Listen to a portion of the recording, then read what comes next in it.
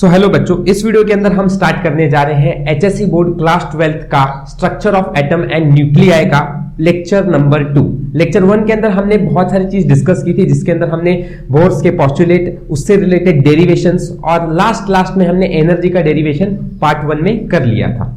इस वीडियो के अंदर हम उसी के आगे कंटिन्यू करेंगे और आगे का पूरा एटम के बारे में हम खत्म करेंगे इस वीडियो के अंदर। तो स्टार्ट करते हैं। और बहुत से बच्चों को इसके रिलेटेड नोट्स चाहिए होंगे, तो नोट्स मैंने इसके और पिछले वीडियो के दोनों के मैं इसकी नोट्स आपको डिस्क्रिप्शन बॉक्स के अंदर दे दूंगा, और आप टेलीग्राम ग्रुप को भी ज्वाइन कर लो, जिसके अंदर मैं इंपॉर्टेंट नोट्स आपको प्रोवाइड करता रहता हूं। ठीक है, डिस्क्रिप्शन बॉक्स में इन सब का लिंक आपको मिल जाएगा। स्टार्ट करते हैं। सबसे पहली बात, starting from the formula of energy derive the formula for wavelength of spectral lines. देखो बच्चों, इधर आपको मैं शुरुआत ही कर रहा हूं आपके सवाल से। ठीक है, यहां आपको बोला गया है कि जो भी आपका एनर्जी का डेरिवेशन है उससे स्टार्ट करके आपको डिराइव करना है वेवलेंथ का डेरिवेशन। ठीक है, तो स्टार्ट करते हैं। और सबसे पहले यहां पर हमको एनर्जी की डेरिवेशन की जो वैल्यू आई है उसको लेना पड़ेगा। सो बच्चों, एनर्जी का डेरिवेशन हमने निकाला था, वो अपना me⁴ upon 8 epsilon not h² ठीक है, ये आया हुआ डेरिवेशन था अपना। अब बच्चों, इधर से आगे हमें आगे बढ़ना है। सबसे पहली बात, इस डेरिवेशन के अंदर पहले कंसीडर करना पड़ेगा let an electron is revolving in a circular orbit, और इसके बाद आपको ये फॉर्मूला लिखकर स्टार्ट करना पड़ेगा। फर्स्ट पॉइंट आपका, इस डेरिवेशन के अंदर अगर वेवलेंथ डिराइव करना है तो देखो बच्चों, इसको हम वेवलेंथ की फॉर्म में ला सकते हैं। ठीक है, पर वेवलेंथ में लाने से पहले आप इसको एक तरह से ऐसे भी सोचो कि अगर एक इलेक्ट्रॉन है जो ऑर्बिट में घूम रहा है, तो वेवलेंथ के लिए अगर आप फॉर्मूला लिखोगे, सो देखिए, आपने एनर्जी ऑफ फोटोन के बारे में पिछले चैप्टर में पढ़ा था, दैट इज hν, और इसी का मतलब होता है hc/λ। इसके बारे में आप लोगों को पता रहना चाहिए। इसके बारे में अगर आपको नहीं पता है तो ड्यूअल नेचर ऑफ रेडिएशन के अंदर मैंने ये समझाया है, उसका वीडियो आप देख सकते हो। एक छोटा सा वीडियो मैंने बना के रखा हुआ है थ्योरी पर, वो आप देख लीजिए। ठीक है, अच्छा, तो एनर्जी जो होता है वो hc/λ होता है, इसलिए मैं इस एनर्जी की जगह पर hc/λ लिख सकता हूं, वेयर h जो है प्लैंक्स कांस्टेंट है, c वेलोसिटी ऑफ लाइट है, λ वेवलेंथ है, will be equals to me⁴ upon 8 epsilon not square n² h²। ठीक है बच्चों, अब यहां से आपको वेवलेंथ के लिए फॉर्मूला लेना है, तो h और c को आप इस तरफ पे ले आओ RHS में, तो आपका वेवलेंथ का formula 1/λ equals to me⁴ upon 8 epsilon not square n² h³ upon * c। तो वेवलेंथ का फॉर्मूला आपको ऐसा कुछ देखता हुआ मिलेगा। ठीक है, अब आगे देखते हैं। अगर आपका वेवलेंथ का फॉर्मूला ये है, अगर आपको बोला गया है कि ये ऑर्बिट के अंदर आपकी ऑर्बिट जो है एनर्जी की, वो हायर ऑर्बिट से लोअर ऑर्बिट की तरफ जंप कर रही है, तब आपको ये सोचना पड़ेगा अकॉर्डिंग देखो, इसको क्यों अब मैं दिमाग में ला रहा हूं, क्योंकि देखो, इस n के लिए वेवलेंथ के लिए रिलेशन अगर हमें बनाना है, ठीक है, तो इसी से आपको वेवलेंथ का स्पेक्ट्रल लाइन का फॉर्मूला कैसा दिखेगा उसके बारे में थोड़ा सोच रहा हूं मैं, जो कि आप लोगों को अभी थोड़ा सा समझ में नहीं आएगा। लेकिन देखो, according to Bohr's third postulate, Bohr's का थर्ड पोस्टुलेट क्या बोलता है बच्चों, कि एनर्जी जो होगी वो higher orbit that is m to lower orbit that is n is equal to कितनी एनर्जी हो रही है वहां पे, hν हो रही है।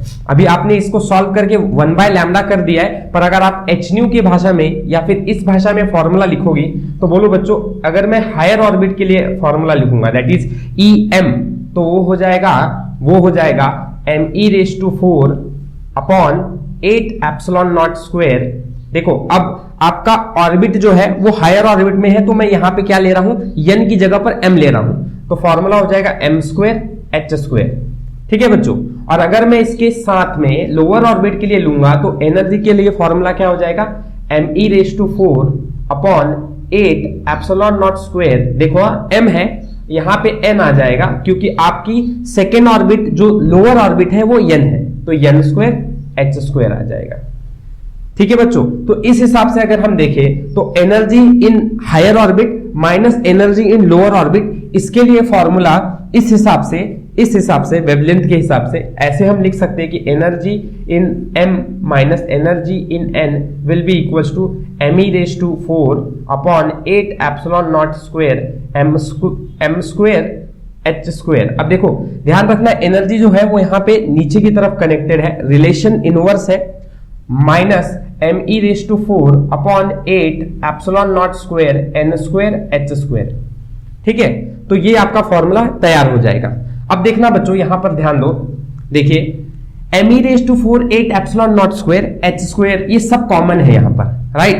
तो आप बाहर की तरफ me⁴ upon 8 epsilon not square h square सब कॉमन ले लोगे, साथ में आपके ब्रैकेट में देखो यहां 1 अपॉन m स्क्वायर बचेगा।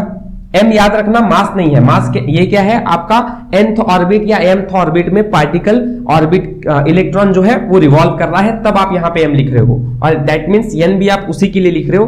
ठीक है, सो यहां पे आपका फॉर्मूला, आप देखो बच्चों मैं क्या कर रहा हूं, आप थोड़ा बात समझो।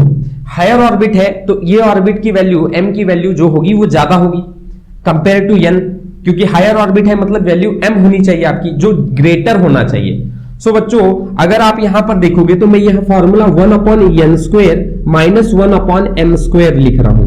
ठीक है, कैसे?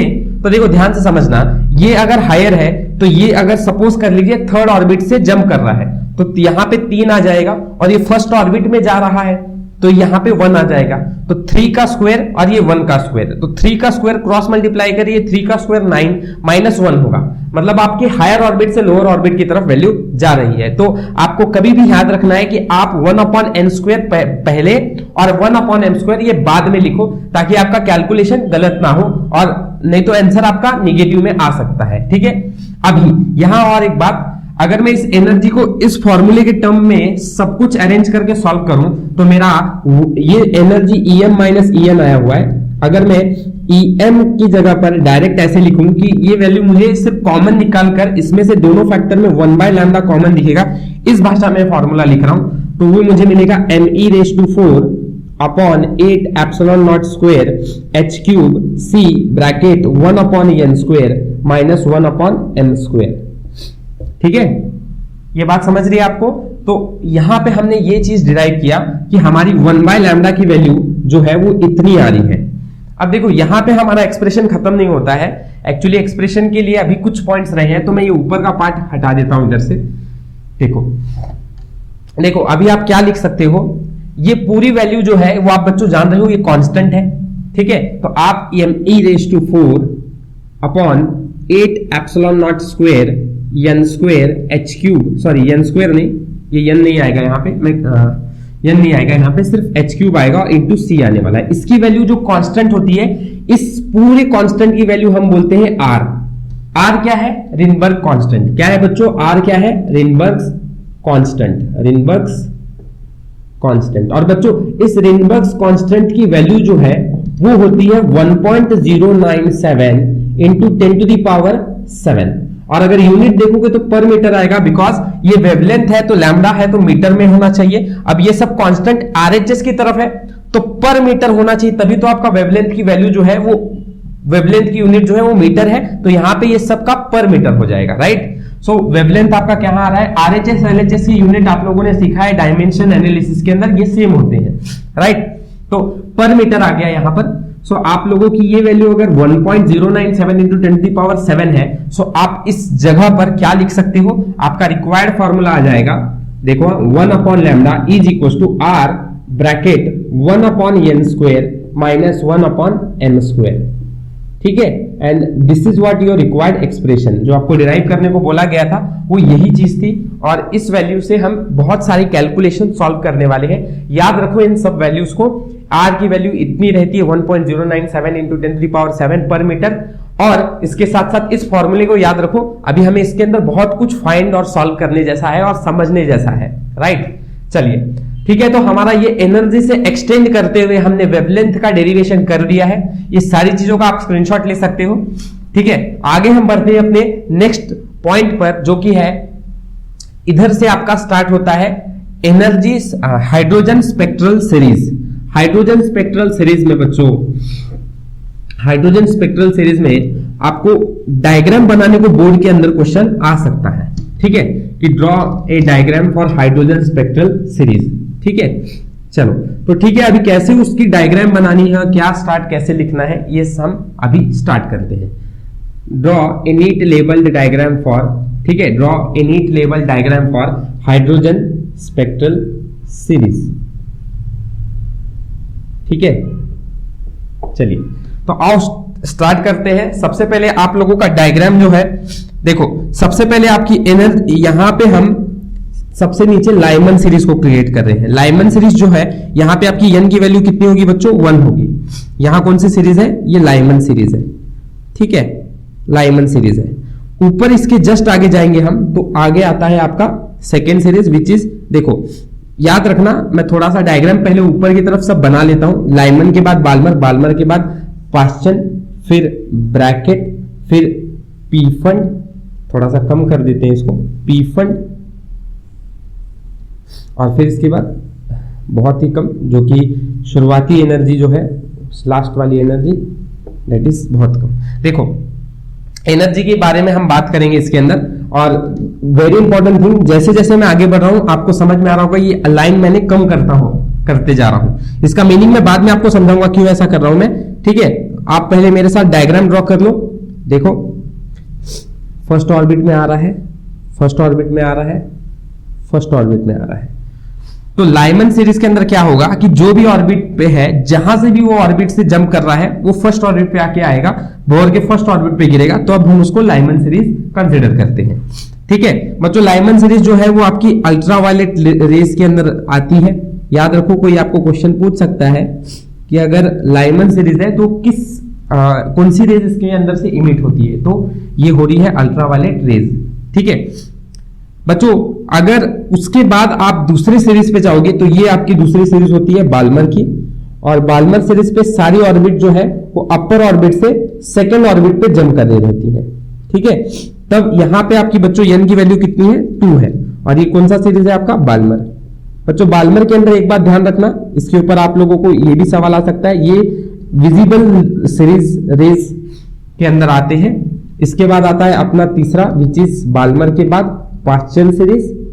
देखो Lyman, Balmer, Paschen series. Paschen series बच्चों यहां पे आपका विजिबल हो गया, यहां आता है आपका इंफ्रारेड, और यहां से आगे जितने भी आपकी पाश्चन है, ब्रैकेट है, पीफंड है, सब इंफ्रारेड रेज में आते हैं। ठीक है, इसके बाद ये हो गया हमारा पाश्चन, इसके बाद आता है ब्रैकेट, इसके बाद आता है ब्रैकेट, और इसके बाद लास्ट आता है आपका दैट इज, यहां पे जंप होगा पी फंड, ये रहता है पी फंड। ठीक है, ये सब के सब इंफ्रारेड रेज में है।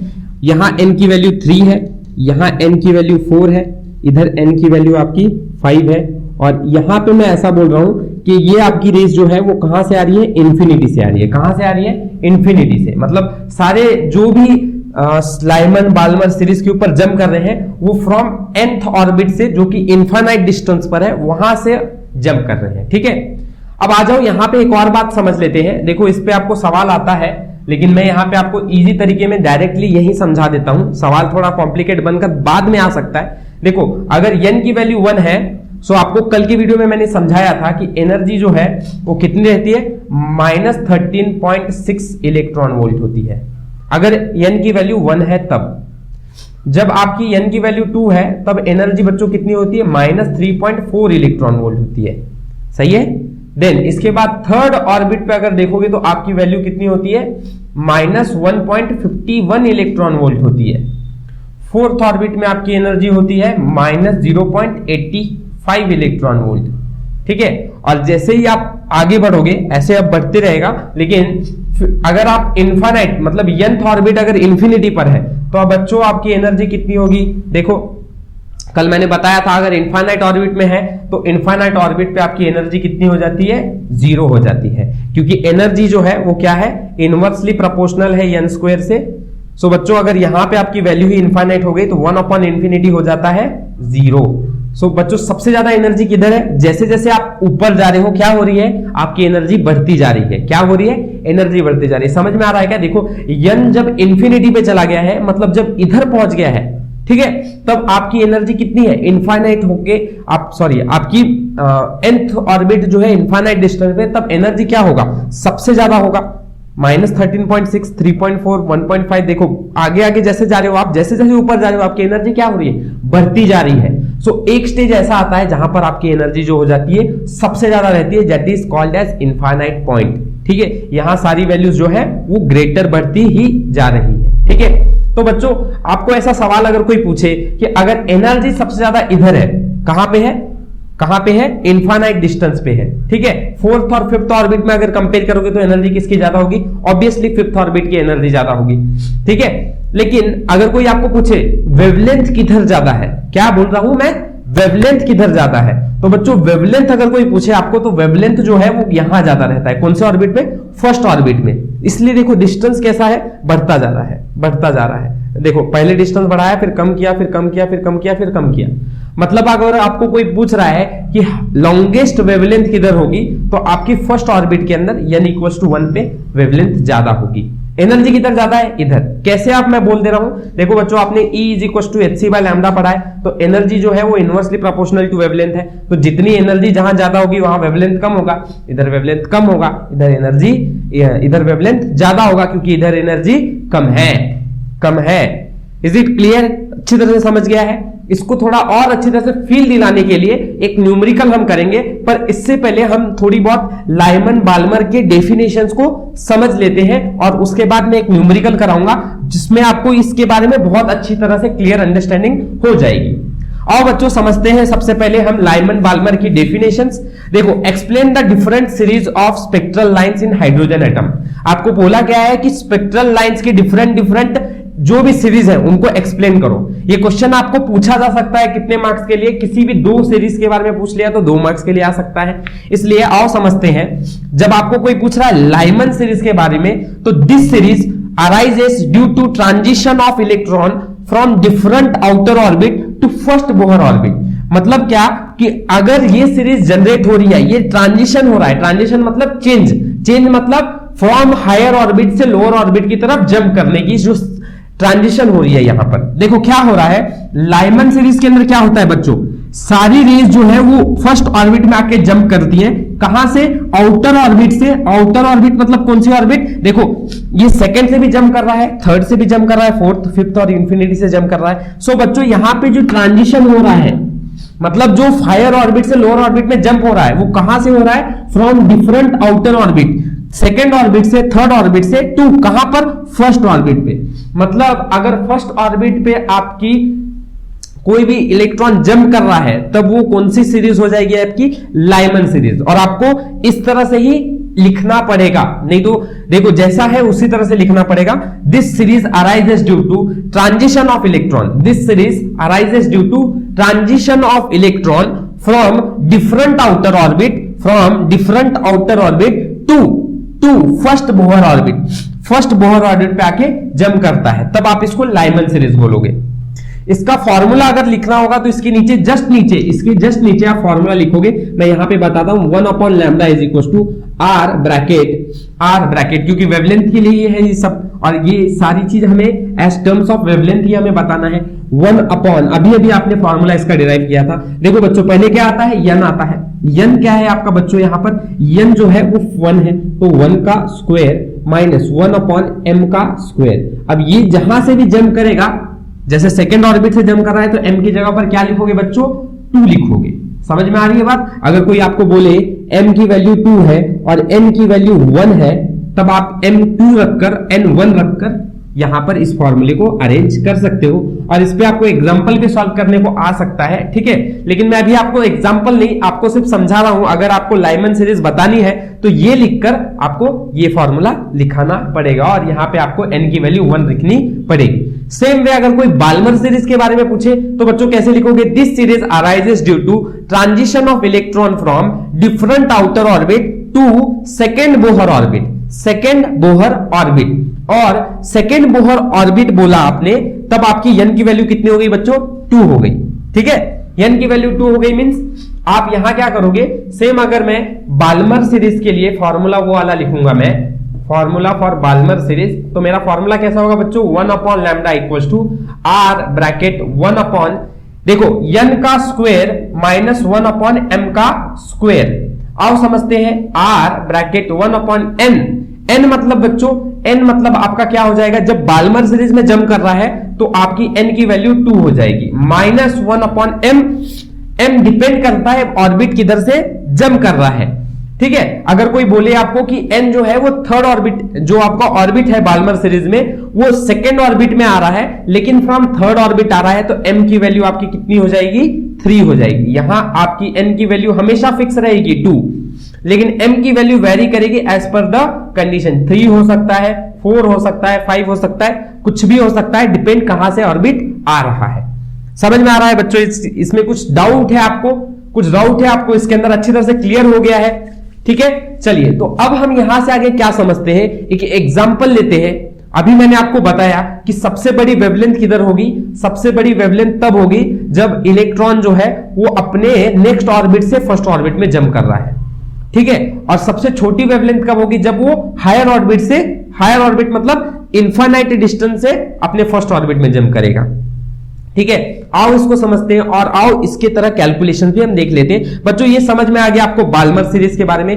पास्चन के बारे में बोलेंगे तो 3 लिखेंगे, ब्रैकेट और प्यूफर्ड के बारे में बोलेंगे तो 4 और 5 लिखेंगे, और इस तरह से फॉर्मूला लिखकर हम छोड़ देंगे। क्लियर है, ठीक है। तो ये समझाने के बाद हम अपने अगले कॉन्सेप्ट पे बढ़ते हैं और हम देखते हैं कि अगर आपको कोई पूछ रहा है कि फाइंड द, सवाल थोड़ा समझो कंसेप्चुअल है, ये थोड़ा कंसेप्ट है, इसलिए अच्छी तरह से समझना जरूरी है इसको, ठीक है।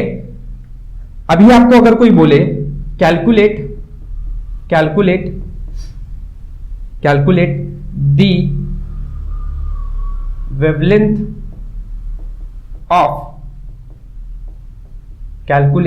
Wavelength of Lyman series from first n equals to 1 to m equals to 2, ठीक है। और आपको ऐसा भी बोल दे कि सेकेंड n की वैल्यू आपकी 1 है, 2 m की वैल्यू आपकी इनफाइनाइट डिस्टेंस से है, ठीक है। यहां पे एक बार एग्जांपल आपको थोड़ा समझाने के लिए मैं ऐसा ले रहा हूं, ठीक है। आपको इस क्वेश्चन के अंदर समझना है मैं एक्चुअली क्या करने की और क्या प्रूफ करने की आपको कोशिश कर रहा हूं। आओ कैलकुलेट करके देखते हैं यहां पे क्या होने वाला है। देखो बच्चों, वेवलेंथ आपको कैलकुलेट करना है लाइमन सीरीज की, ठीक है। लाइमन सीरीज की कैलकुलेट करना है, 2 कंडीशन इंपॉर्टेंट है, एक तो m2 पर है और एक इनफाइनाइट पर है, ठीक है। तो आओ पहले हम क्या करते हैं, हम पहले 2 पर कैलकुलेट करते हैं। तो बच्चों फॉर्मूला लाइमन सीरीज के लिए 1/λ r bracket 1/n² minus 1/m², ठीक है। तो r कितना होगा बच्चों, r की वैल्यू आपको पता है, पर मैं बोलता हूं अभी रुको, आप पुट मत करो। 1/n, n कितना है बच्चों आपका, n है फर्स्ट ऑर्बिट में है तो स्क्वायर 1 का, और ये सेकेंड ऑर्बिट में है तो 2 का स्क्वायर। बच्चों ये 2 का स्क्वायर 4 हो जाएगा, 1 का स्क्वायर 1 हो जाएगा, 4 इंटू क्रॉस मल्टीप्लाई होगा तो 4 माइनस 1 डिवाइड बाय 4 आएगा।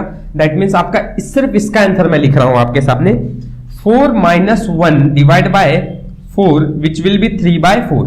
तो बच्चों आपको क्या समझ में आ रहा है, 1/λ क्या आ गया, 3r/4 आ गया, ठीक है।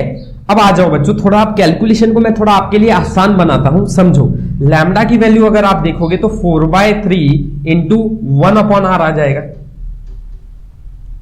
लैम्डा की वैल्यू अगर आप देखो तो 4/3/1/r आ जाएगा, बिकॉज लैम्डा ही निकालना है। अगर आप r की वैल्यू यहां सब्सटीट्यूट कर भी देते हो और मल्टीप्लाई करके कैलकुलेट कर भी लेते हो तो भी बच्चों आपको लैम्डा नहीं मिल रहा है, वो 1/λ मिल रहा है। पर लैम्डा निकालने के लिए आपको इसका क्या करना पड़ेगा, इनवर्स या फिर डिवाइड करना पड़ेगा, जो कि बहुत कॉम्प्लिकेटेड सा है, ठीक है। तो मैं आपको बोलता हूं बच्चों, आप इतना बड़ा काम मत करो, सिंपली इतना याद रखो कि अगर आपको इस वैल्यू को कैलकुलेट ही करना है तो 1/r जो है इसकी वैल्यू आप याद रख लो, ताकि आपका लैम्डा जो है वो हर वक्त निकलने में क्या हो, डायरेक्ट और ज्यादा कैलकुलेशन करने की जरूरत ना पड़े। बच्चों 1/r की वैल्यू आपकी 911 एंगस्ट्रॉम होती है, ये हमेशा याद रखना।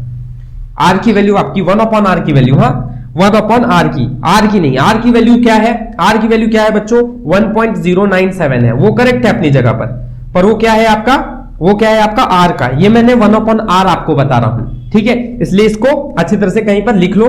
देखो कैलकुलेशन कितना आसान हो जाएगा आपका, 911 ठीक है, ये आपका लैम्डा आ गया, ये आपका लैम्डा आ गया। तो लैम्डा कितना आ जाएगा बच्चों, 3 से 3 1 जा 3, 3 3 जा 9, ठीक है।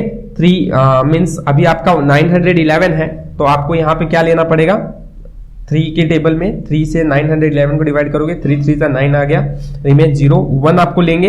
लेकिन पॉइंट कैसा है कि ये पॉइंट बड़ा है, ठीक है। सो आपको क्या लेना पड़ेगा, यहाँ पे एक डिजिट 0 पॉइंट डालकर 3 के टेबल में फिर से 3 3 जा 9 लेना पड़ेगा, 3 3 जा 9, तो रिमेन्स आउट टू बी 2 और 0 लोगे तो पॉइंट आएगा, और 3 के टेबल में 3 6 जा 18 अगेन, फिर इसके बाद 3 6 जा 18 आ गया।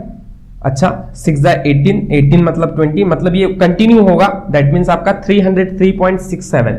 तो आप 4 इंटू 303.67 मतलब लगभग बच्चों आप अगर इसको कैलकुलेट करोगे तो 4 7 जा 28, 2 6 4 6 जा 24, 25 26, 2 रिमेन्स पॉइंट, 4 3 जा 12, 1 4 3 जा 12 मतलब 1 फिर से आएगा, एंड 4 3 जा 12, तो 1212.66 एमस्ट्रॉन्ग आ रहा है। मतलब आपका वेवलेंथ की वैल्यू कितनी आ रही है, 1212। मतलब बच्चों लगभग ये कितना आ रहा है आपका, लगभग आपका ये 1200 के आसपास है, 1200 के आसपास है। तो ये बच्चों याद रखना कि आपकी वैल्यू कितनी आ रही है, वेवलेंथ कितनी आ गई आपकी, इसकी 1200 आ गई। क्लियर है, कितनी आ गई, 1200 आ गई। मतलब आप यहां पर थोड़ा सा बात समझना, यहां आपका 1212 एमस्ट्रॉन्ग आया है, ठीक है, जब आपने लाइमन सीरीज का सेकेंड ऑर्बिट से देखा तो। अब बच्चों यहीं पे हम कैलकुलेट करते हैं, यहीं पे हम कैलकुलेट करते हैं जब आपको n की वैल्यू 1 और m की वैल्यू इनफाइनाइट बोली है बच्चों, यहीं पे कैलकुलेट करते हैं, ठीक है। मैं सॉल्व नहीं करता हूं, देखो m की वैल्यू इनफाइनाइट हो गई और n की वैल्यू 1 हो गई, तो 1/1 हो जाएगा, माइनस 1/m बच्चों, 1/m मतलब 1/इंफिनिटी, 1/इंफिनिटी मतलब 0, तो ये वैल्यू अगर 0 हो गई तो 1/1 मतलब ये इससे मल्टीप्लाई होगा, तो अगेन बच्चों ये वैल्यू सिर्फ आपकी क्या बचेगी, सिर्फ r बचने वाली है। तो लैम्डा अगर निकालना है बच्चों तो ये 1/r हो जाएगा, 1/r का मतलब 911 होता है। तो बच्चों आपको क्या समझ में आ रहा है कि जब आपने आउटर ऑर्बिट से nth ऑर्बिट से, जो कि आपकी इनफाइनाइट डिस्टेंस से फर्स्ट ऑर्बिट में जंप कराया, तो आपकी वेवलेंथ की वैल्यू 911 एमस्ट्रॉन्ग आ रही है। बच्चों दोनों को कंपेयर करोगे तो आपको समझ में आ रहा है 911 जो है वो छोटा है, ठीक है। दैट मींस आपको क्या समझ में आ रहा है बच्चों कि वेवलेंथ किधर ज्यादा होती है, वेवलेंथ तब ज्यादा होती है जब आपका जो इलेक्ट्रॉन है वो अपने नेक्स्ट ऑर्बिट से अपने फर्स्ट ऑर्बिट में जंप कर रहा है। नेक्स्ट ऑर्बिट मतलब कंसेक्यूटिव नेक्स्ट ऑर्बिट से अगर फर्स्ट ऑर्बिट में जंप करेगा तो आपकी वैल्यू क्या होगी, क्या वैल्यू होगी, वेवलेंथ की वैल्यू शॉर्टेस्ट आएगी, और जब वो लॉन्गेस्ट आएगी, और जब वो इनफाइनाइट डिस्टेंस से फर्स्ट ऑर्बिट में जंप कर रहा है तब आपकी वेवलेंथ की वैल्यू क्या आएगी बच्चों, शॉर्टेस्ट आएगी।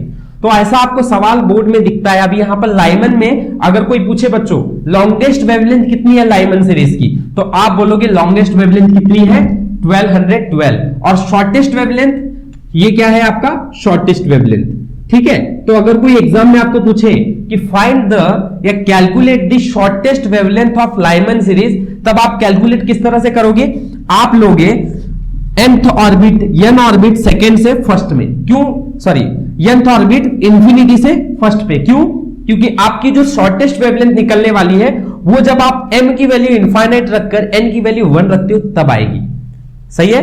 और अगर आपको कोई पूछे कि find the longest wavelength of Lyman series, तो आप जस्ट जिस सीरीज के लिए फाइंड करना है उसके जस्ट कंसेक्यूटिव वाले से आप इलेक्ट्रॉन को जंप करा दोगे तो आप कैलकुलेट कर लोगे लॉन्गेस्ट वेवलेंथ लाइमन सीरीज की।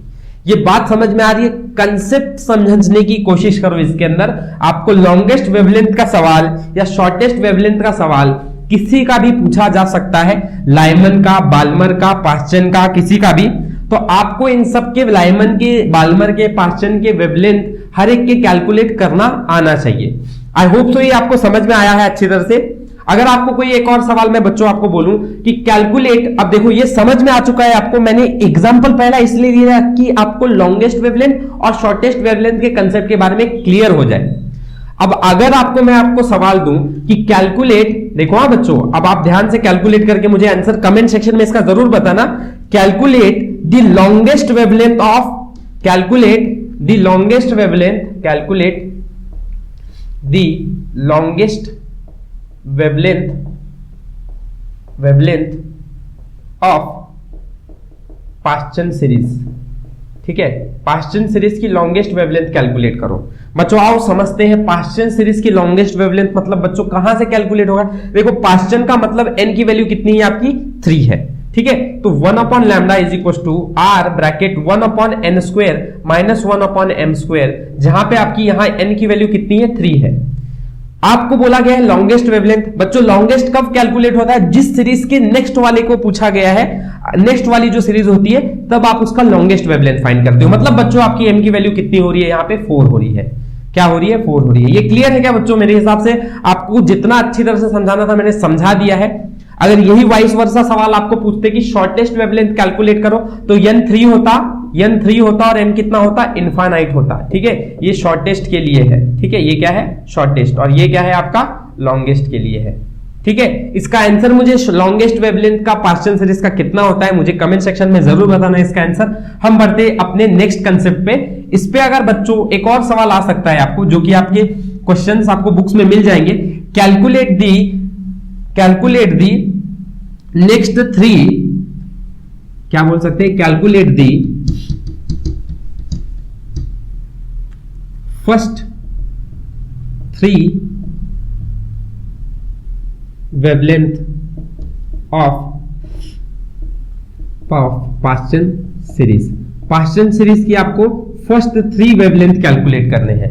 फर्स्ट 3 वेवलेंथ मतलब बच्चों क्या है, देखो पास्चन सीरीज की फर्स्ट 3 वेवलेंथ मतलब पहला क्या है आपका बच्चों, फर्स्ट 3 मतलब पहली एक बार जब n की वैल्यू आपकी 4 है, सॉरी n की वैल्यू आपकी फिक्स है 3, पास्चन बोल दिया मतलब ये फिक्स है। आपकी 3 नेक्स्ट फाइंड करनी है, मतलब m की वैल्यू एक बार आप 4 पकड़ोगे, क्योंकि आपको क्या फर्स्ट 3 फाइंड करना है। इसका फर्स्ट 3 मतलब ब्रैकेट पीफट, ठीक है, तो m की वैल्यू एक बार 1 होगी, m 4 होगी, एक बार m की वैल्यू आपकी 5 होगी। और ध्यान रखो यहां से आगे मैंने आपको सीरीज नहीं दिखाई है, तो आप गलती क्या करते हो, m की वैल्यू आपको 6 भी पकड़ना पड़ेगा। ऐसा नहीं है कि आप इसके बाद इनफाइनाइट डिस्टेंस भी चले जाओगे, बीच में जितनी भी सीरीज है उन सबको भी 6, 7, 8, 9, 10। तो अगर आपको कोई बोल रहा है कि कैलकुलेट द फर्स्ट 3 वेवलेंथ, सो आप m4, m5 और m6 ये 3 वैल्यूज लेनी पड़ेगी अगर पास्चन सीरीज का बोला गया। अगर find the calculate the first 4 wavelength, first 4 wavelength मतलब m4, m5, m6 और m7 भी लेना पड़ेगा अगर वो पास्चन का बोल रहे हैं तो, ठीक है। अगर वो बाल्मर का बोल रहे हैं तो क्या लेना पड़ेगा, n की वैल्यू 2 हो जाएगी, m3, 4, 5, 6 ऐसे आपको सब लेना पड़ेगा, ठीक है। ये कंसेप्ट में थोड़ी गलती हो जाती है इसलिए मैंने एक बार बता दिया आपको। आई होप सो ये वीडियो आपको समझ में आ रहा है अच्छी तरह से, और ये कंसेप्ट भी आपको अच्छी तरह से क्लियर हो गया है, ठीक है। सो बच्चों अभी तक हमने जो बात किया वो सारा रिलेटेड विद था स्ट्रक्चर ऑफ एटम्स के इंपॉर्टेंट कंसेप्चुअल कॉन्सेप्ट्स के ऊपर। अब हम बात कर रहे हैं कुछ जो लास्ट के पार्ट रह गए, जैसे drawbacks of Bohr model. Drawbacks क्या था बोहर मॉडल का, सबसे पहला कि उन्होंने जो कंसिडरेशन किया था उसको एक्सप्लेन ही नहीं कर, could not explain the line spectrum of other than hydrogen. Hydrogen को छोड़कर बाकी किसी के लिए भी हाइड्रोजन जो लाइन स्पेक्ट्रम थी वो नहीं एक्सप्लेन कर पाए। और दूसरी बात ऐसी भी थी कि वो खुद भी मतलब हाइड्रोजन, पोटेशियम, सोडियम, लिथियम इन सब के लिए एक्सप्लेनेशन डिफिकल्ट होता जा रहा था। उनके लिए ये सारी जो है एक्सप्लेनेशन वो बिहेवियर कर ही नहीं रहे थे वैसा जैसा हाइड्रोजन ने किया। सो सिर्फ हाइड्रोजन को लेके इन्होंने जो एक्सप्लेनेशन दिया वो बाकी किसी के लिए नहीं एक्सप्लेन किया। और ऐसा हो रहा था कि खुद हाइड्रोजन के लिए भी एक्यूरेट तरीके से हाइड्रोजन स्पेक्ट्रल जो है वो बिहेव नहीं कर रहे थे और उसको भी एक्सप्लेन करना उन्हें नहीं आ पाया, तो इसके लिए भी एक फेलियर था। थर्ड ऐसा था कि इंटेंसिटी जो थे लाइट के वो सबके लिए डिफरेंट थे, ठीक है, तो डिफरेंट इमिट कर रहे हैं लाइट्स, तो इसकी वजह से इस चीज को कैसे समझा जाए या समझाया जाए ये इन्होंने एक्सप्लेन नहीं किया। और लास्ट फैक्टर कि जो भी इन्होंने थ्योरेटिकल अजम्पशंस लिए थे उसकी कोई basically there was no theoretical basis for assumption. जो भी अजम किया था वो कोई थ्योरेटिकल बेसिस उसके लिए कोई भी नहीं था, और इस वजह से जो ड्रॉबैक था बोहर मॉडल की जो थ्योरी थी वो पूरी फेल हो गई, ठीक है। आगे बात देखते हैं हम। अब इसके आगे की जो बातें हैं, अगर बोहर मॉडल को आगे डीप में स्टडी करना है तो उसके लिए आप केमिस्ट्री के अंदर पढ़ रहे रहते हो। अभी हमें आगे इतना ही दिया गया है तो आप इतना समझो और हम आगे बढ़ते हैं। Explain how de Broglie explain on theoretical basis for second Bohr postulate, ठीक है। सेकेंड बोहर के पोस्टुलेट को हमें एक्सप्लेन करने को, डिराइव करने को बोला है थ्योरेटिकल बेसिस पे। डी ब्रोए वेवलेंथ ने उसको किस तरह से किया, ठीक है। अब ये सवाल आपको पूछा गया है पहले भी, ठीक है, बोर्ड्स के अंदर। देखो सबसे पहले अजम कैसे करना है आपको। De Broglie suggested that instead of considering the orbit as an electron orbiting electron inside an atom as particle should view as a standing wave. मतलब आप एक पार्टिकल की तरह कंसिडर करने की जगह पर इलेक्ट्रॉन जो ऑर्बिट कर रहा है एटम में उसको एक वेव की तरह कंसिडर करो, ऐसा कहना था डी ब्रोई का। इसकी वजह से क्या हो जाएगा बच्चों, देखो अगर ये वेव की तरह हो गया तो आप बोल सकते हो कि अगर इसका लेंथ जो है वो कितना हो जाएगा, देखो एक सर्कल की तरह है तो 2 पाई आर हो जाएगा, ठीक है, सरकमफेरेंस जितना, और यही वैल्यू आपकी क्या होगी, एन लैम्डा होगी, जितनी फ्रीक्वेंसी इंटू वेवलेंथ, ठीक है। सो अगर ये लेंथ अगर आपका 2 पाई आर इंटू लैम्डा हो जाएगा तो बच्चों यहां से लैम्डा की वैल्यू आपकी 2 पाई आर अपॉन एन आ जाएगी, ठीक है, 2 पाई आर अपॉन एन आ जाएगी, सही है, ठीक है। तो अब यहां से डी ब्रोई वेवलेंथ अगर 2 पाई आर अपॉन एन है तो अब आपको क्या बोला गया है कि आप जानते हो according to de Broglie hypothesis आपने क्या सीखा है, lambda is equal to h by p where h जो है प्लैंक्स कांस्टेंट और p की जगह पर बच्चों आप m इंटू वी लिख सकते हो, ठीक है। तो आगे हम इसके आगे यहां पर डिराइव करते हैं बाकी का पार्ट। h बाय पी की जगह पर अब आप इस फॉर्मूले को इस तरह से भी लिख सकते हो दैट एम वी बच्चों इधर आ जाएगा और लैम्डा जो है वो उधर चला जाएगा। तो आपका फॉर्मूला क्या बन गया, m v is equal to h divided by lambda, ठीक है। अच्छा, अब इस एक्सप्रेशन के अंदर आप लोगों को देखो लैम्डा की वैल्यू अपनी जो भी है, ये लैम्डा जो है वो आप यहां से आपका जो डिराइव हुआ है वो आप वहां यूज कर सकते हो। तो आप इसको अगर इक्वेशन नंबर 1 बोल देते हो, therefore from equation 1 mv is equal to h upon lambda कितना है आपका बच्चों 2 pi r divide by n बच्चों डिनोमिनेटर में है तो किधर आ जाएगा, न्यूमिनेटर में आ जाएगा, ठीक है, डिनोमिनेटर के डिनोमिनेटर में है। तो बच्चों यहां से r अगर इधर आ गया तो mvr equal to nh upon 2 pi, और बच्चों mvr तो आप लोगों को पहले ही बोर्स के पोस्टुलेट में बताया गया कि it is nothing but l, तो angular momentum is nothing but integral multiple of h upon 2 पाई, ये चीज बोर की सेकेंड पोस्टुलेट है और यही चीज हमने as a D Broglie hypothesis को पकड़कर एक्सप्लेन करके दिखाया, ठीक है। ये क्वेश्चन आपको पूछा गया था, ठीक है। आई होप सो ये समझ में आ गया है आपको। 2 मार्क्स के लिए ये पूछा जा सकता है आपको एग्जाम में, अच्छी तरह से प्रिपेयर कर लो इसको, छोटा सा डेरिवेशन है, अच्छा सा है, ठीक है। ठीक इस तरह से हमने स्ट्रक्चर ऑफ एटम को इस वीडियो के अंदर एंड कर दिया है। अब इसके आगे हम जो भी डिस्कशन करेंगे वो पार्ट 3 में देखेंगे। आई होप सो वीडियो आपको अच्छा लगा होगा। वीडियो अच्छा लगा तो लाइक शेयर एंड सब्सक्राइब जरूर करना। Thank you for watching. हम मिलते हैं अपने नेक्स्ट वीडियो के अंदर।